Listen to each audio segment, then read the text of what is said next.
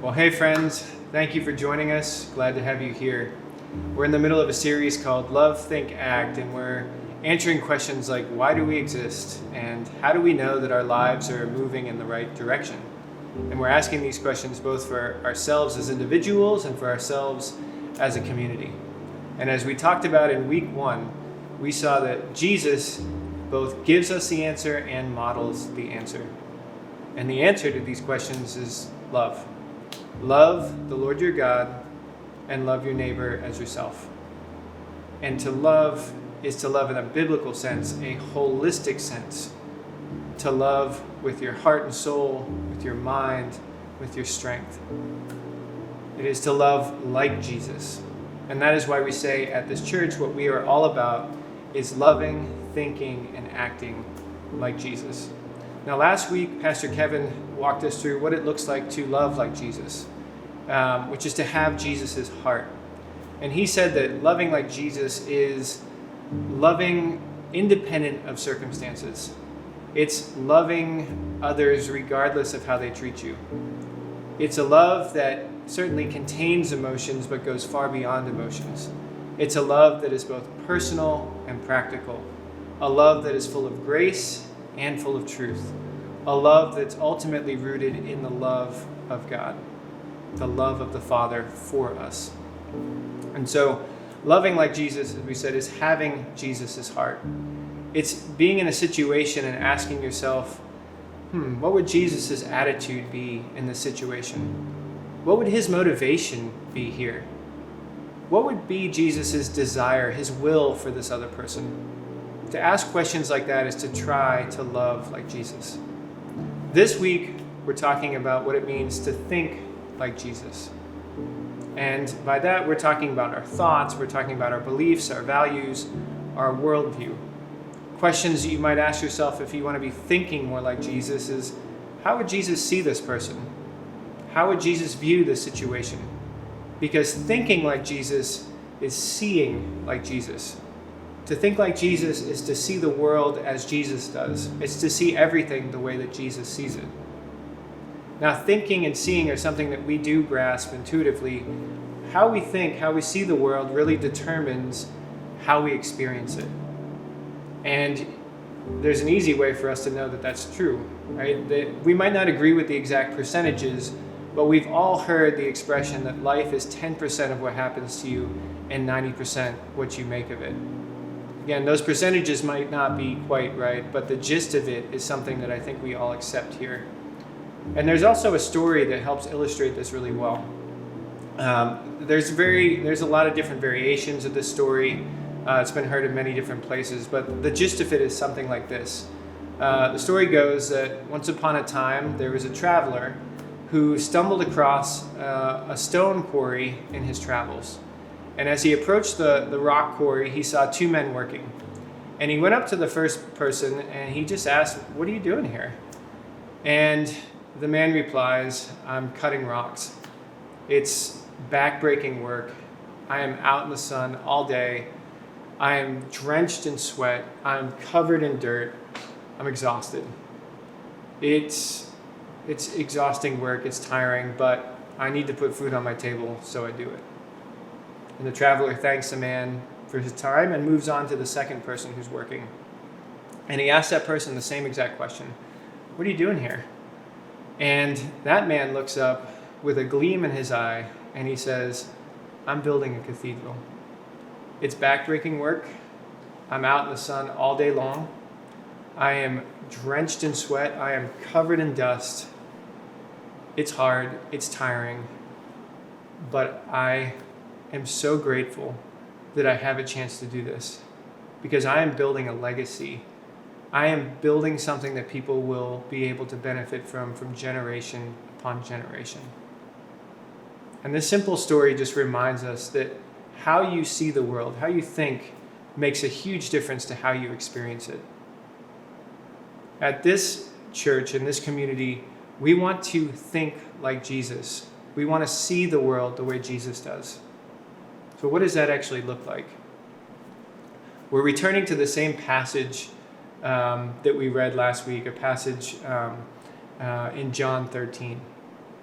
It was just before the Passover festival. Jesus knew that the hour had come for him to leave this world and go to the Father. Having loved his own who were in the world, he loved them to the end. The evening meal was in progress, and the devil had already prompted Judas, the son of Simon Iscariot, to betray Jesus. Jesus knew that the Father had put all things under his power, and that he had come from God and was returning to God. So he got up from the meal, took off his outer clothing, and wrapped a towel around his waist. After that, he poured water into a basin and began to wash his disciples' feet, drying them with the towel that was wrapped around him. Now, there's many different things that we could say about how Jesus thinks from looking at this passage, but we're going to focus on two. And the first of these is that Jesus viewed God as trustworthy. Jesus viewed God as trustworthy. What do we mean by that? Well, first of all, Jesus trusted God's timing. You'll notice in the beginning of this verse that it says that Jesus' hour had come. He was aware that his hour was come, that he was about to depart this world and go to the Father. And you see this theme of the hour all through John's gospel, starting even all the way back in John 2, where Jesus turns the water into wine at Cana. And it finally culminates actually right before this in chapter 12, and then we see it here at the Last Supper, so to speak, in John's gospel. And what it means is that Jesus' time on earth is coming to an end. And when you really stop and think about it, it doesn't make a lot of sense. Jesus is in the prime of his life. He's in his 30s. He has so much more life ahead of him. He's in the prime of his ministry where he has gotten thousands of people to recognize God's power in him. He's attracted a huge following. The disciples are finally starting to get it. So everything is poised where the momentum is just really pushing to move forward and have breakthrough. And at this moment, Jesus' hour comes. Doesn't make any sense. The other thing that Jesus does here is he trusts God's plan for his life. Not only is his hour here, the way that he is going to exit this world is horrible, as we know.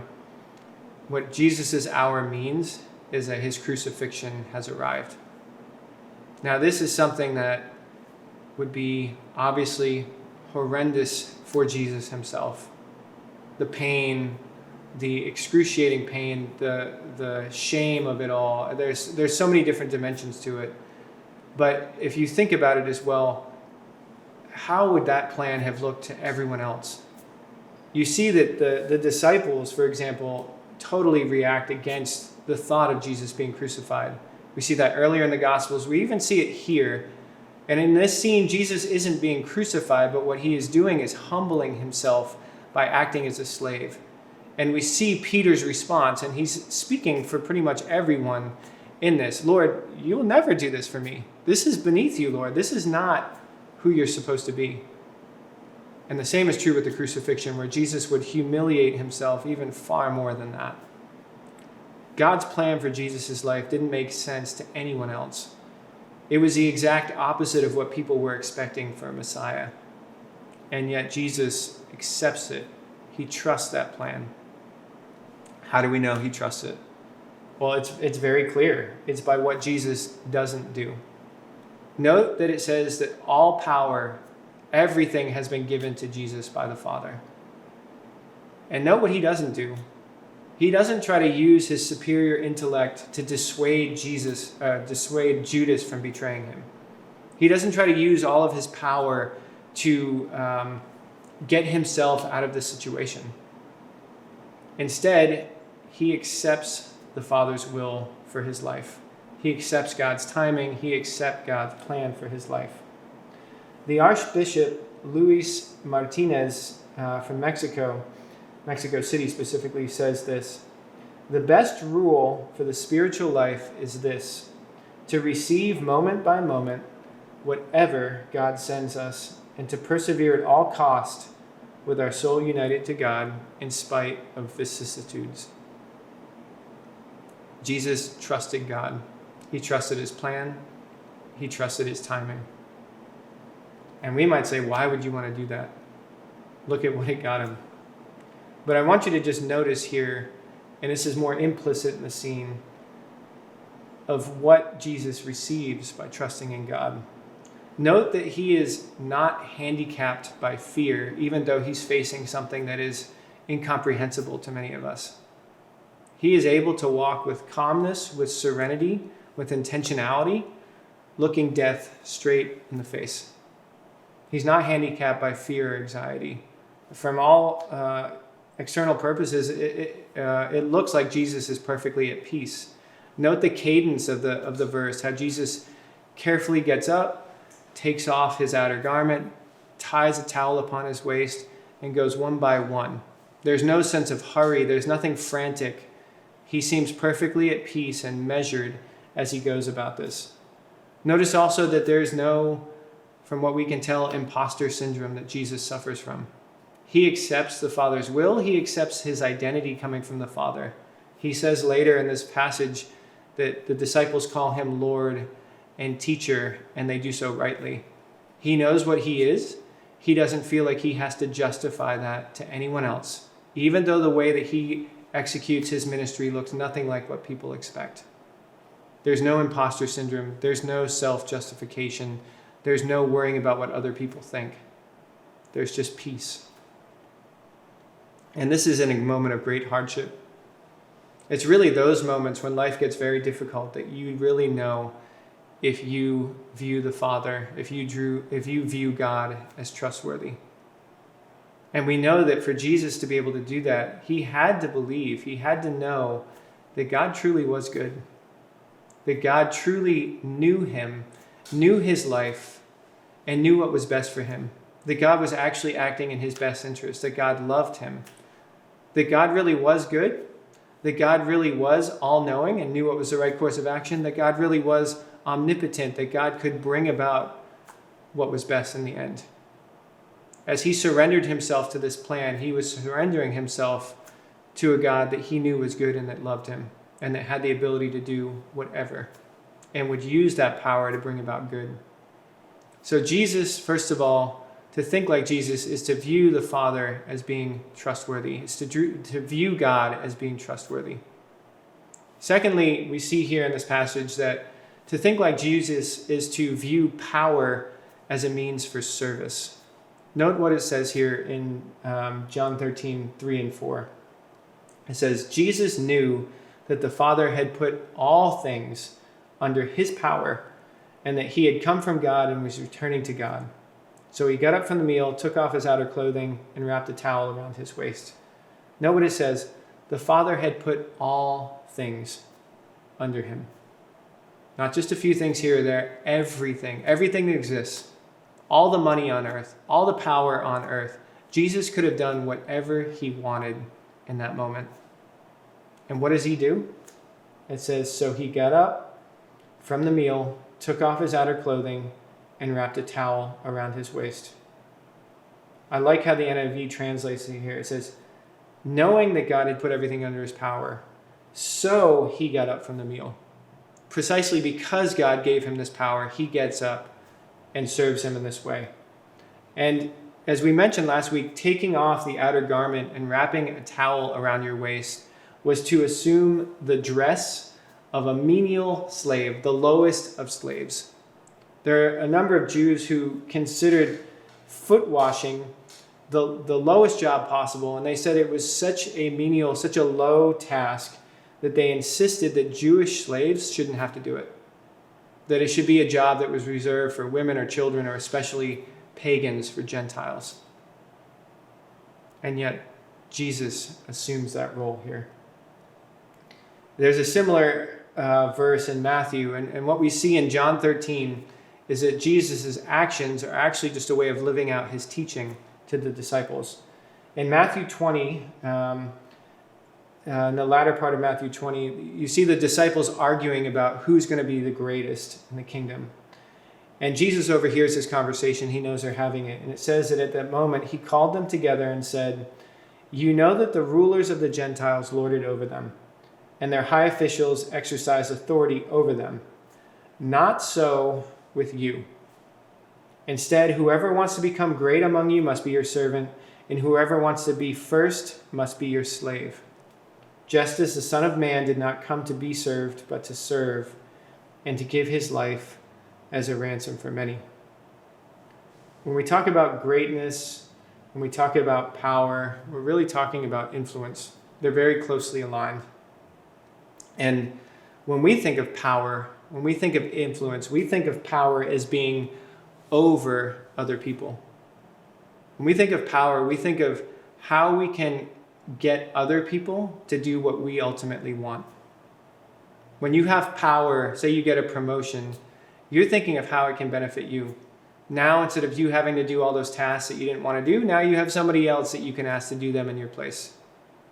To get that promotion is now to be able to have the benefits, to have that corner office, right? To have power or influence is to be able to push your ideas, your agenda out on other people so that that is what gets accepted and adopted.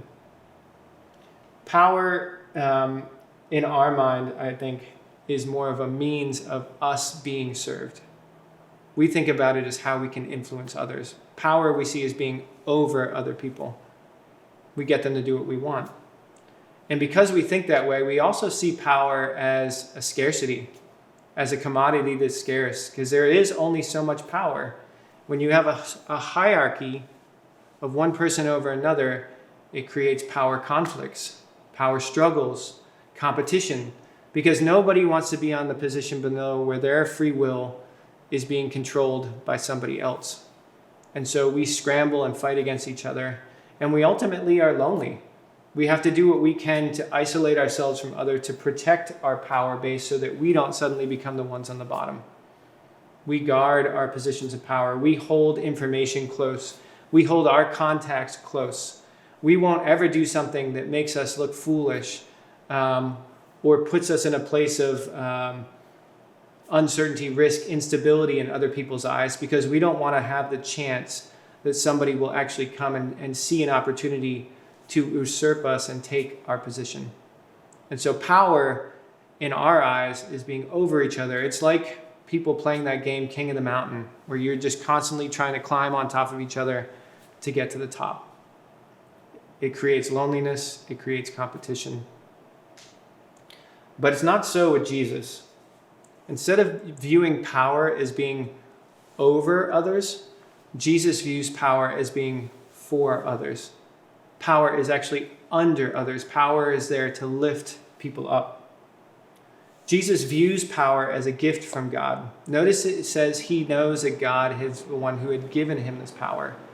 And because God is the one who'd given it to them, because he views God as trustworthy and good and actually caring about him, he also knows that he doesn't have to guard it fiercely, because he knows that God is the one who's given it, and God is the only one who can take it from him. And that allows him to do things like wash other people's feet, a job that was looked down upon by many, a job that was considered weakness for a leader. And Jesus, again, he views it as a means of serving others, of lifting them up. Jesus takes all the power that's given to them, and he sees that moment as an opportunity to edify the disciples and to teach them something, to help them live a more flourishing life. We see ultimately Jesus using power on the cross, where he uses his authority, his power, his divine being, his divine nature to take our place and overcome Satan and death on our behalf, to reconcile us with God, to lift us up from the pit. It says in the Psalms that God redeems our lives from the pit and crowns us with love and compassion. That is what Jesus uses power for. He uses it for others versus to be over others. Now, this is not our natural way of thinking, as we've discussed. And that is only part of the problem, unfortunately. We don't naturally think like Jesus. But what's even more alarming in some ways is that we're not even aware of that fact most of the time. We don't think like Jesus, and we're not aware of that. We see the world ourselves as thinking perfectly right most of the time. We're not aware of this bias, what a lot of psychologists would call an egocentric bias. How we see the world is actually warped but we're not aware of that. We think that we're seeing it accurately. We're like a compass that is actually not pointing true north, it's pointing slightly off, and yet we think we're heading north. We're actually getting more and more off track. We're incredibly good at deceiving ourselves. And there's plenty of studies in psychology that prove it. I'll just quote a few here. There's an interesting one, a classic that was from years ago, where psychologists asked a group of married couples who did more of the household chores. So they asked the husband, they asked the wife, what percentage of the household chores did you do? And they essentially added the percentages together. And what they found is in almost every couple, the total percentage of household chores was far over 100%, which is impossible, right? Both people should be, if they're both doing half the work, 50 plus 50 is 100%, right? There's no way that you should get above 100%. And they were way over it, which means they both thought that they were doing far more than their spouse. The same phenomenon was observed when researchers asked people about their driving abilities. They asked people to rate if they're in the top 50% of drivers or the bottom 50% of drivers. In other words, how do you compare yourself as a driver to others? And what they found, they asked both people from the US and Sweden. They found that when they asked people, are you in the top 50% of drivers or the bottom 50%? 90% of people from the United States thought they were a better driver than everyone else. I'll let you do the math for a second there. That is not possible. It should be 50% of people think they're in the upper half and 50% should have thought they're in the lower half. We had 90% of people thinking they're better drivers than everyone else, which is not possible. And living in the state of Maryland, I can tell you that number is probably too low. Probably 100% of people think they're better drivers than everyone else. And it's scary, people. It's a scary place to drive. Sweden was a little better. There was only 75% of people thought they were better than everyone else. But there's another really interesting study that was done by the Baylor College of Medicine. And what they did in this study is they had people come in and told them they'd be reviewing 60 different pieces of art. And that this art was coming from two different galleries. Half was coming from one gallery, half was coming from another. And then they were told that they were being paid to do this review. They were being paid to review the art by one of the galleries.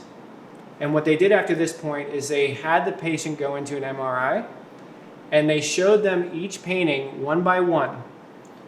And on each painting, there was a logo of the gallery. So they knew which gallery was sponsoring the painting, where the painting was located, where they could buy it. And after the MRI, they went through and showed them each painting a second time, and they asked them to verbally rate which one they liked better. And what they found, of course, is that people tended to prefer the art from the gallery that they thought was sponsoring them. So if Gallery A was sponsoring you, you would choose art from Gallery A. If Gallery B was sponsoring me, I would choose art from Gallery B. And what was fascinating is that the MRI confirmed these results. It wasn't like they were just trying to be polite. The pleasure center in people's brains lit up more when they saw the logo of their own gallery.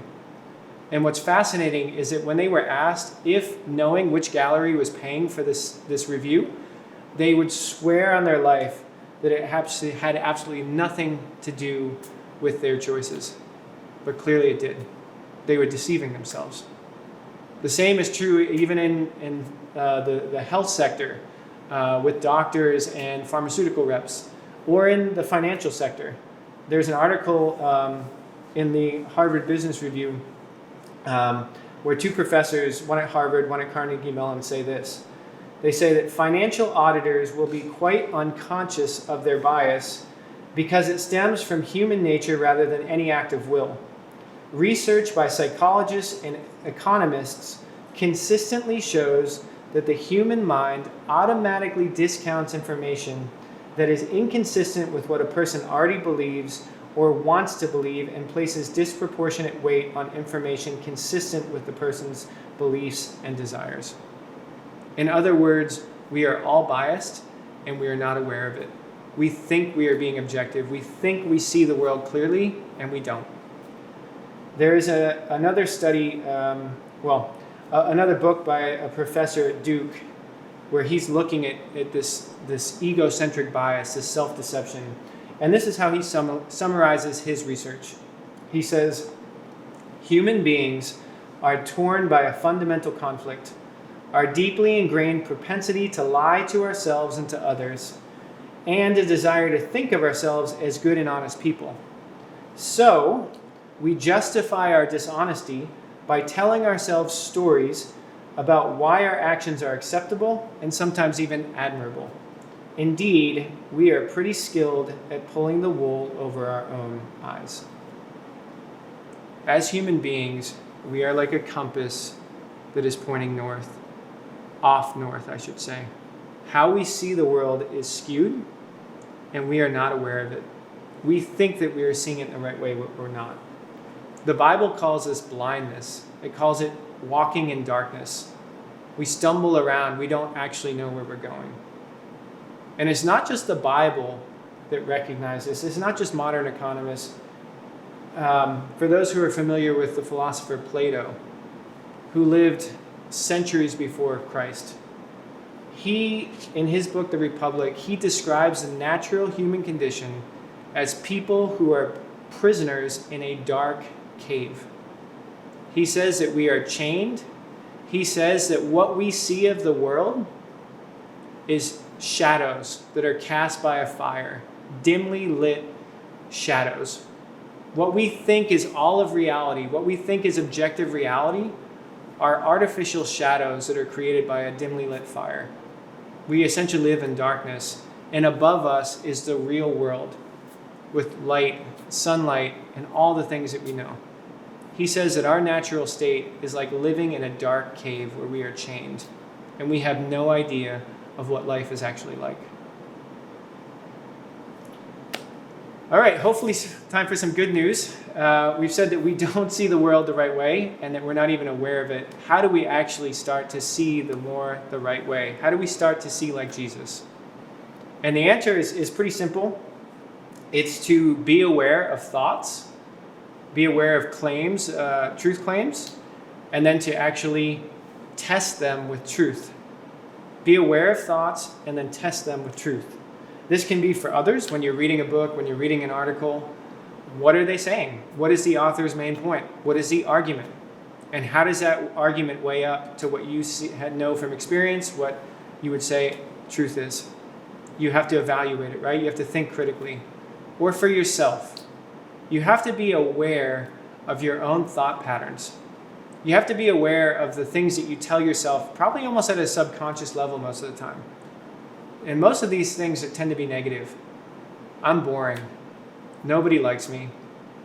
I'm never going to amount to anything.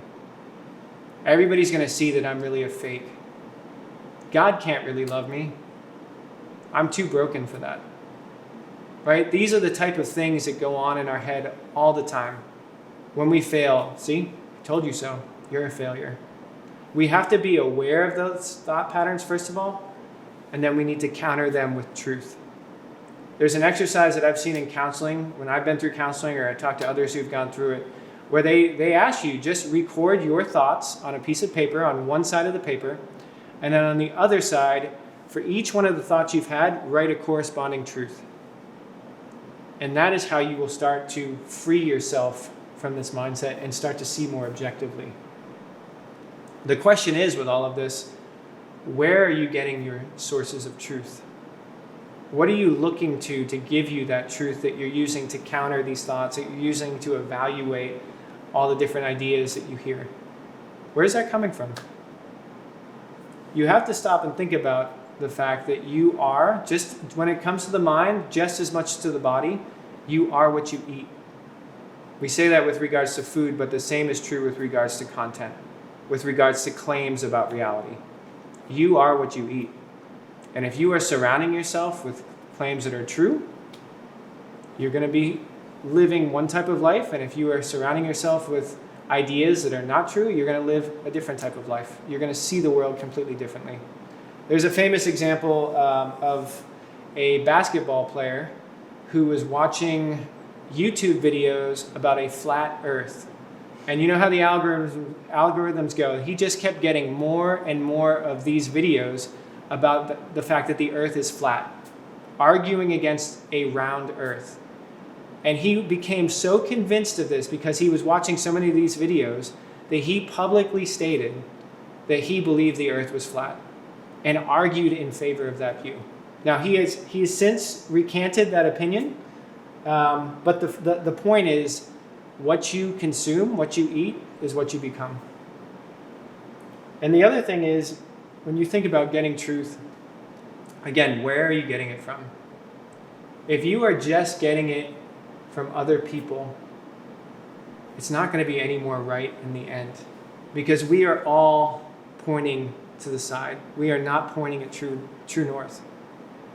And how will it have any power? If you think about this, if you just write out a nice thought on a post-it note, stick it on your mirror, what power is in that to really counter those deep doubts and fears that creep into your mind? You know that you're the person who wrote that. How are you possibly going to overcome the severe doubt that you have, that you've been listening to your whole life, when you know, well, this is just hopeful thinking that I've written down? Or if you just take a nice, beautiful Instagram post that has a few nice uplifting comments on there, how is that actually going to be enough to get you through really difficult times or through some of your deepest doubts? When you know this is just another person who's saying it, and there's really nothing more to back it up than that, how is that actually going to help free you? The answer is that when it comes to finding truth, you cannot count on other people. Truth has to come from outside. It has to come from above.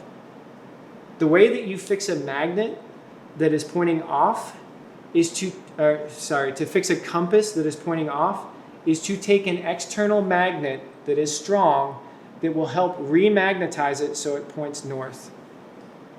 It has to be something from the outside.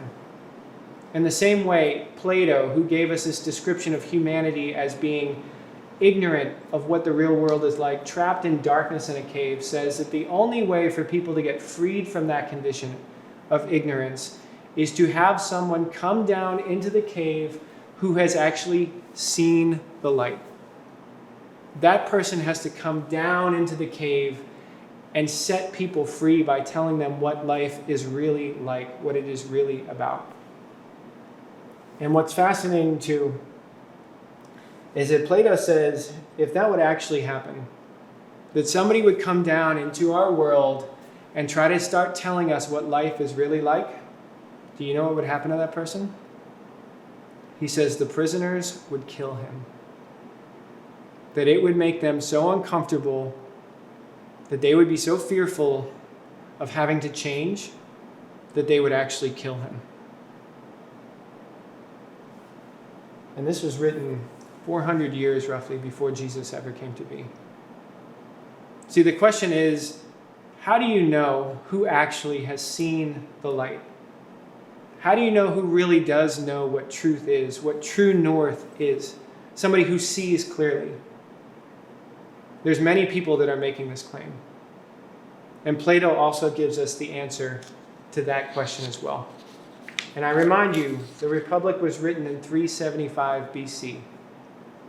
Plato says that the way to tell if somebody truly knows goodness, or in his language, justice, which is linked to goodness, if somebody truly knows truth and sees clearly, there's one way to find out. I'm going to read this passage here. Plato says, if we really want to know that somebody is actually good versus trying to just appear good for their own self-interest because it benefits him, the only way to know is through suffering. I quote now, "We must indeed not allow him to seem good." This is the truly just or enlightened person.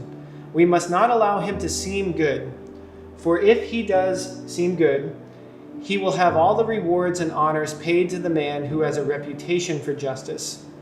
And we shall not be able to tell whether his motive is love of justice or love of rewards and honors." Again, we are all egocentrically biased. We tend to want to see things and say things that are in our own self-interest. Plato is saying to truly know if somebody is motivated by the love of justice or self-interest, is that we must strip him of everything except his justice. And our picture of him must be drawn in a way diametrically opposite to the unjust person. Our just man must have the worst of reputations for wrongdoing, even though he has done no wrong, so that we can test his justice and see if it weakens in the face of unpopularity and all that goes with it. We shall give him an undeserved and lifelong reputation for wickedness and make him stick to his chosen course until death. They will say that our just man, as we have pictured him, will then be scourged, tortured, and imprisoned. His eyes will be put out, and after enduring every humiliation, he will be crucified. And then we will truly know if he is just or not. Jesus Christ is, of course, that person. He is the one who came from the Father so that he could suffer on our behalf, so that he could show us the light and free us to be able to enter the light. Why? What is his motivation? The last thing I want to end on is one more way that Jesus sees the world, and that's how he sees his disciples. When you look at these men, they were first of all totally inferior to Jesus, who is God himself in flesh. And even in other people's eyes, they would be nothing. They are from a no-name town in a small country that has been ruled for hundreds of years by other countries. Even among their own people, they would be thought of as nothing. They are not well trained. They are not rich. They haven't had an education. They have no reputation. They are nobodies. And more than that, they are failures. Every one of these disciples was just about to betray Jesus. Judas in the worst way, Peter by denying him, all the other disciples by running away in Jesus' hour of need. And instead of looking at these disciples as worthless failures, how does Jesus actually see them? He tells them shortly after this passage that he calls them friends. He stoops and washes their feet because he loves them, because he wants them to know the love of God. He truly comes to set us free, and he endures all the pain, all the suffering to be able to do that. And that is ultimately how we know that we can trust him. Let's pray. Lord Jesus, we just thank you that you are true light, that you are full of grace and truth, and that you've come down into this world to open our eyes so that we might see, to bring us up into the light where we may reign with you for all of eternity, to be able to bask in the glory of your love with the Father and the Spirit forever. Please open our eyes, the eyes of our minds, the eyes of our hearts, so that we can think like you, that we can love like you, that we can act like you. We pray it in your name and for your sake. Amen. Well, thank you again for joining us, and we hope that you'll tune in with us next week when Pastor Aaron is going to be talking about what it looks like to act like Jesus. And I'll leave you with this from Ephesians 5. For you were once darkness, but now you are light in the Lord. Live as children of the light, for the fruit of the light consists in all goodness, righteousness, and truth. And find out what pleases the Lord. God be with you.